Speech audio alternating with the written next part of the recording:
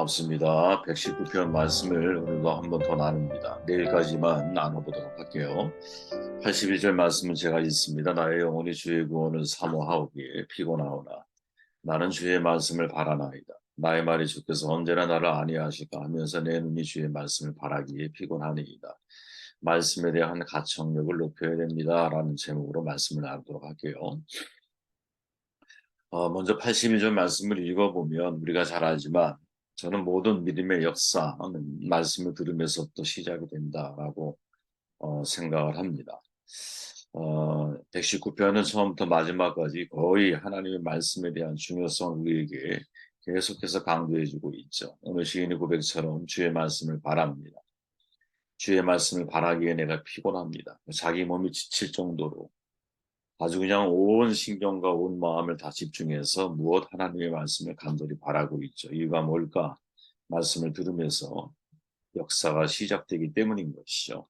여러분 이 사실을 명심하셔요. D.L. 무디 목사님의 고백이 있잖아요.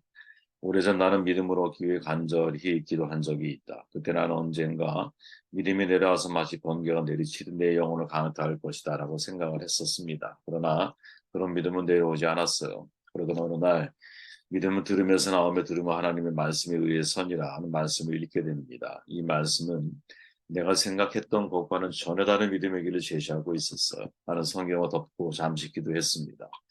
그리고 다시 성경을 펴서 말씀들을 묵상하기 시작했어요. 그때부터 나의 믿음은 계속해서 자라났습니다. 아멘. 여러분 사도 바울의 고백이지만 믿음의 역사라고 하는 표현이 있죠. 소망의 인내, 사랑의 수고, 믿음의 역사라고 하는 표현이 있습니다. 즉 믿음으로 일을 하는 것이죠. 또 다른 측면에서는 믿음의 역사하는 힘이 그 속에 담겨져 있는 겁니다. 근데 이 믿음은 어디에서 나오느냐? 말씀을 들으면서 나온다라는 것이죠. 믿음이 말씀을 들으면서 나온다 할 때, 그 믿음을 통해서 하나님의 역사가 나타난다 할 때, 진짜 역사의 시작은 언제부터 시작이 되는 것인가?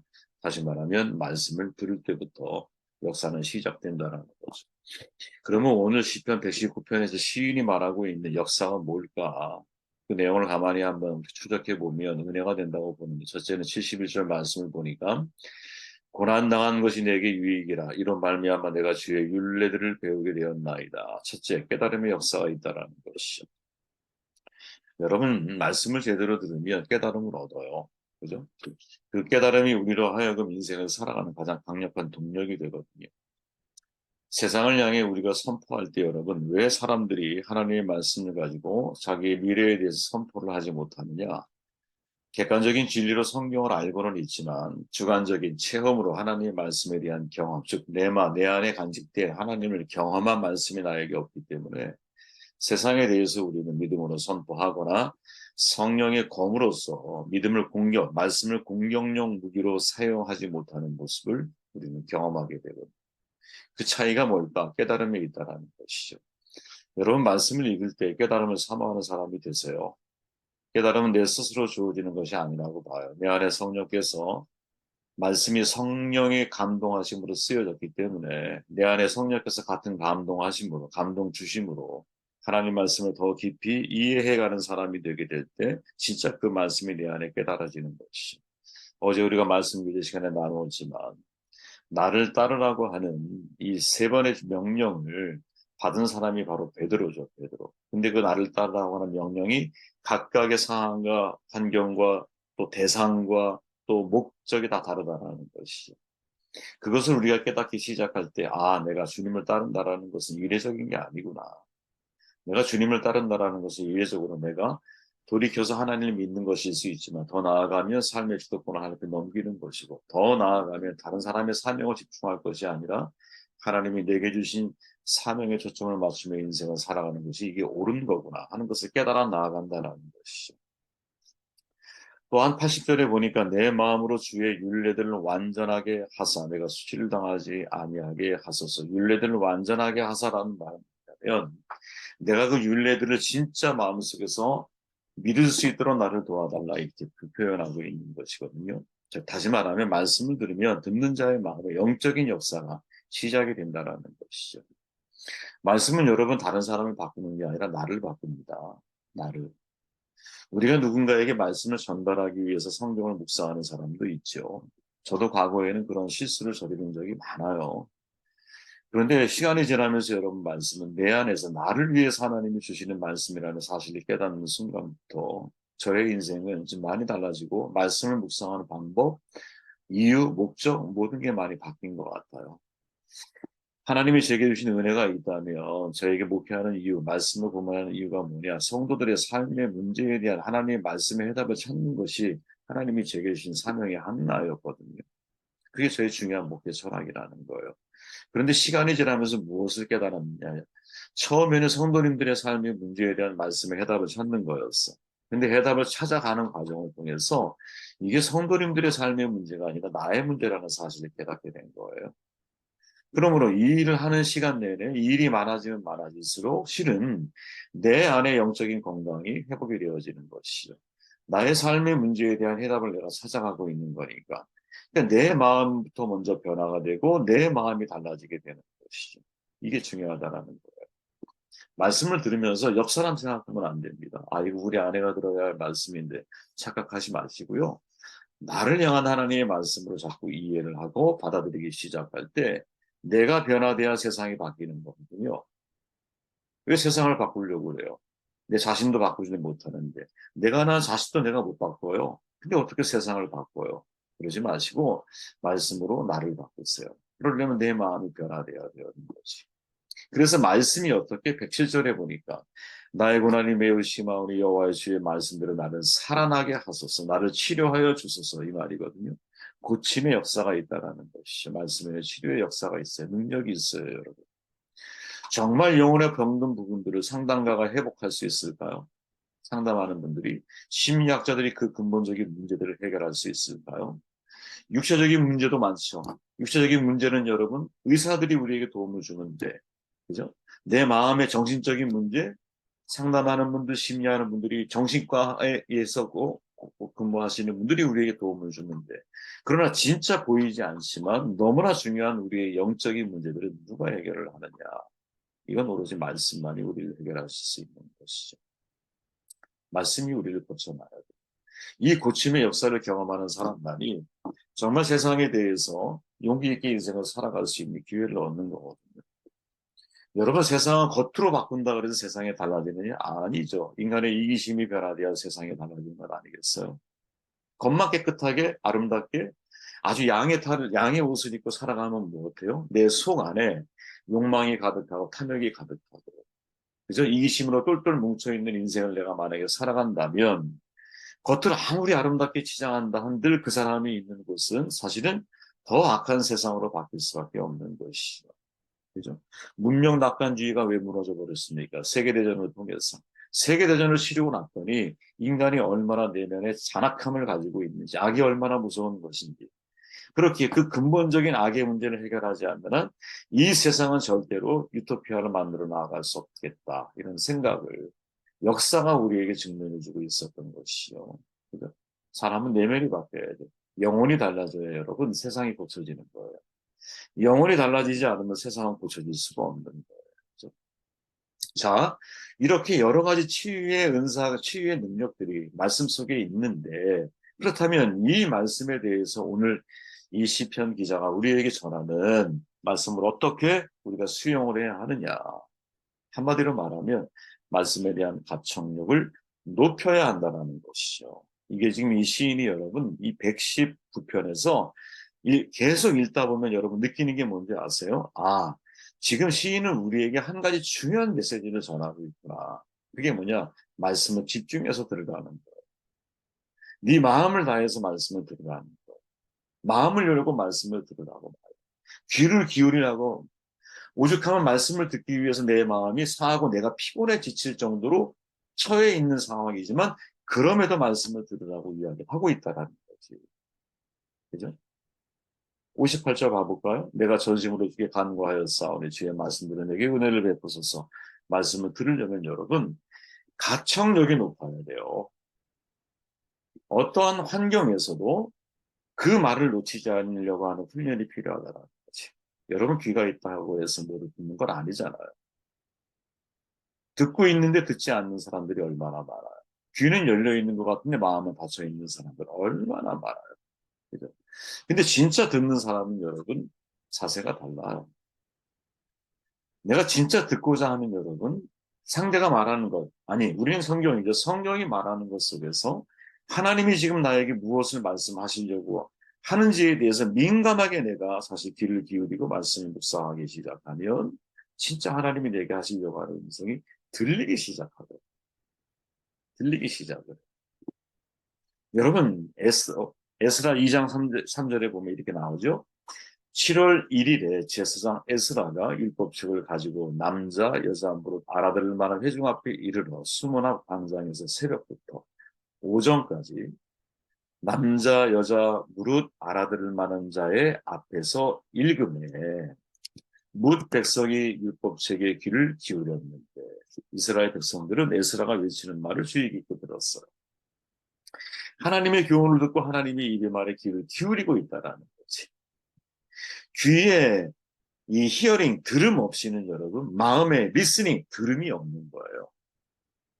히어링은 귀로 듣는 거잖아. 리스는 여러분 마음으로 듣는 거예요. 마음으로 더 깊이. 그러니까 귀로 듣고 마음으로 들어야 되는 거죠. 그죠? 많은 사람들은 귀로 들어요. 근데 마음으로 듣기를 소홀히 하는 거죠. 말씀을 여러분 귀로 듣는 게 아니야. 마음으로 들어야 돼요. 그죠? 솔로몬이 구한 기도의 내용이 뭡니까? 그죠? 듣는 마음을 주옵소서라고 말하죠. 이 책 굉장히 여러분 진짜 일맥하는 표현들인 거예요. 다. 많은 성도들이 여러분 귀로는 잘 들어. 근데 뭐로 못 들어? 마음으로 못 들어. 그렇게 여러분 그 속에 말씀이 내 속에 역사할 수가 없는 거죠. 역사할 수가 없는 거죠. 112절에 이렇게 말해요. 내가 주의 율례들을 영원히 행하려고 내 마음을 기울였나이다. 처음에는 귀를 기울이죠. 그 다음에 어떻게? 마음을 기울이는 거예요. 여러분 말씀을 들으려면 여러분 마음을 기울이는 훈련을 해야 하는 거예요. 여러분 마음을 기울인다라고 하는 것은 여러분 내가 마음이 있는 곳에 몸이 있잖아. 내가 마음이 거기에 있잖아요. 그 몸이 거기에 대한 자세가 바르게 세워져 가는 거예요. 여러분 삐딱하게 세워진 기둥들을 지나가려고 하다 보면 내 몸을 삐딱하게 눕혀야 되잖아. 불량한 자세 속에 여러분 말씀에 대한 수용의 자세가 다 그 사람한테 담겨 있는 거거든요. 그죠? 청중을 바라볼 때 여러분 비뚤어진 자세 속에 있는 사람들이 하나님 말씀을 집중력 있게 들을 수 있는 확률은 제가 볼 때 높지 않다고 봐요. 여러분 공부 우리가 수업해 보면 알잖아요. 그죠? 내가 이분을 보겠어. 이분이 지금 나에게 가르치려고 하는 것을 내가 100% 수용하고 한마디도 놓치지 않겠다라는 자세를 가지고 있는 사람은 몸 자세가 다른 거거든요. 몸이 꼬이기 시작하면 여러분 듣는 것이 꼬이기 시작하고요. 듣는 것이 꼬이기 시작하면 생각하는 것이 꼬이기 시작하고 생각이 꼬이면서 해석이 꼬이는 거예요. 그죠? 그렇게 여러분 내가 마음으로 말씀을 들으려고 할 때 몸의 자세가 바뀌죠. 몸의 자세가 바뀌면서 눈동자가 바뀌는 거야. 눈동자가 저 상대를 통해서 하나님이 나에게 하시려고 하는 말씀이 무엇인지를 보려고 집중하는 거죠. 그래서 시인의 이 고백 속의 내용을 읽어보면 내 눈을 열어 주의 율법에서 놀라운 것을 보게 하소서. 여러분 율법 속에서 어떻게 놀라운 것을 봐. 그죠? 자기가 그만큼 하나님 앞에 그 말씀을 정확하게 듣기 위한 집중이 되어 있다라는 거죠. 또 이렇게 말하죠. 내 눈이 주의 말씀을 바라기에 피곤하니이다. 여러분 루스드라에서 안진뱅이가 되어 있는 사람들을 사도 바울이 보았을 때 바울이 뭐라고 말합니까? 바울이 뭐라고? 사도행전 14장에 보니까 바울의 말하는 것을 듣고는 바울이 주목하여 구원받을 만한 믿음이 그에게 있는 것을 보고 큰 소리로 가로되 내 발로 일어서라 하니 그 사람이 뛰어 걷는지라. 제가 전에 그런 말씀을 드렸죠. 여러분. 믿음과 믿음이 만나면 기적이 나타나는 거야. 근데 바울이 안진뱅이를 바라보면서 그 동공 속에 여러분, 동공을 통해 뭐를 봐요? 이 사람한테 구원 얻을 만한 믿음이 있는 것을 보는 거예요. 여러분 설교를 이렇게 하다 보면은요, 사람들과 이렇게 눈이 자주 돌아가면서 마주치잖아요. 사람과 눈이 마주치면서, 이제 가끔 그런, 목회, 이제 설교했던 분들은 경험하시는 일들이 있을 수 있어요. 저는 철저하게 원고 설교를 하는 편이기 때문에, 어, 사실은 원고에서 벗어나지 않는 경우도 많이 하거든요. 근데 하나님의 역사는 원고에 갇혀 있는 게 아니잖아요.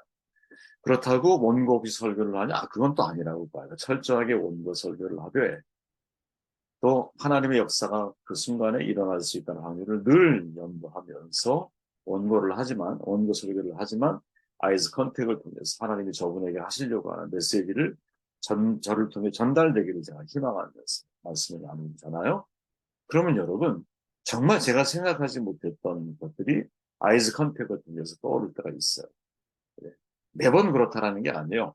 가끔 그렇게 눈과 눈이 마주치면서 메시지가 저분을 향해 전달되어지는 것을 느낄 때가 있다라는 거죠. 바로 그런 거다. 바로 그런. 여러분, 눈동자를 통해서 간절함이 쏟아져 나오는 거거든요. 저 사람의 눈동자. 그죠? 공부할 때 여러분, 정말 공부에 대한 간절함이 있는 분들은 정말 눈동자를 통해서 보이잖아. 눈동자를 통해서. 그죠? 그런 간절함이 우리 가운데 있어야 된다는 거예요. 그래야 하나님의 말씀이 우리에게 들리는 거지. 아무런 간절함 없이 과연 우리가 하나님의 말씀을 제대로 들을 수 있겠는가. 사도행 27장에서 베레아 사람에 대한 이야기가 나오잖아요. 베레아 사람은 데살로니가에 있는 사람들보다 더 신사적이어서 간절한 마음으로 말씀을 받았다. 이것이 그러한가 하여 날마다 성경을 상고했다. 그 중에 믿는 자가 많았다. 헬라의 귀부인과 남자가 적지 않았다. 야, 다 들어있죠, 여러분. 간절한 마음으로 말씀을 받고 날마다 그 말씀을 상고하고 곱씹어 보는 거예요. 그래서 정말 이 말씀이 나에게 전달하려고 하는 메시지가 무엇일까? 그렇게 집중하는 가운데 말씀을 통해서 하나님의 역사가 나타나기 시작합니다. 정돈합니다. 여러분, 119편은 매우 긴 장이지만 전체 관통하고 있는 메시지는 하나예요. 하나님의 말씀. 그런데 이 119편을 읽다 보면 후반절로 갈수록 시인이 우리에게 전달하려고 하는 중요한 메시지가 있어요. 그건 뭐냐? 말씀에 대한 가청력을 높이라는 거예요. 그리고 말씀에 대한 가청력을 높이기 위해서 해야 할 우리의 삶의 태도가 뭐냐? 내 마음이 말씀을 향해야 돼. 내 마음에 간절함이 있어야 돼. 그리고 내 눈을 통해서 듣는 마음, 내 눈을 통해서 하나님의 말씀을 듣고 내 눈을 통해서 믿음의 역사가 정말 하나님과 같이 교류되어지는 그러한 간절한 간구를 이 시인이 하고 있다는 것을 깨닫게 됩니다. 여러분, 이것이 오늘 하루 우리가 살아가는 데 있어서 여러분의 삶에 실천되어 있는 복된 날이 되십니다.